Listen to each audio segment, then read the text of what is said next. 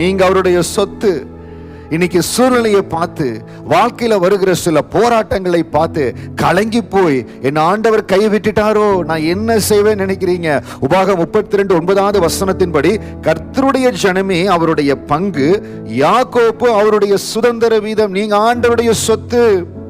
ஆண்டவர் உங்களுக்காக பெரிய காரியங்களை ஆயத்தப்படுத்தி இருக்கிறார்.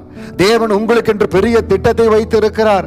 தேவ பிள்ளைகள் சில வேளைகள்ல, சில சேலஞ்சஸ்ல, சில சந்தர்ப்ப சூழ்நிலைகள் போகிற பொழுது ஆண்டவனை கைவிட்டுட்டாரோ, இது எனக்கு நடக்காதோ, இது எனக்கு கை கூடாது நினைக்கிறாங்க. இல்ல, வசனம் சொல்லுகிறது, அவாந்திர வெளியில் அவனை கண்டுபிடித்தார், அவனை நடத்தினார், அவனை உணர்த்தினார். யாக்கோப்பை நடத்தின ஆண்டவர், தாவீதை நடத்தின ஆண்டவர், சாலமோனை நடத்தின ஆண்டவர், யோசேப்பு கூட இருந்து எல்லா இடத்திலும் குழியில இருந்தார், சிறைச்சாலையில் இருந்தார். உயர்த்தப்பட வேண்டிய நேரத்தில் யோசேப்பை உயர்த்தினார். உயர்வின் நேரம் உங்களுக்கு கடந்து வருகிறது. என் தேவனுடைய கரம் உங்களை உயர்த்துகிற நேரம் கடந்து வருகிறது. உங்களை கண்மணி போல காத்திருடுவார்.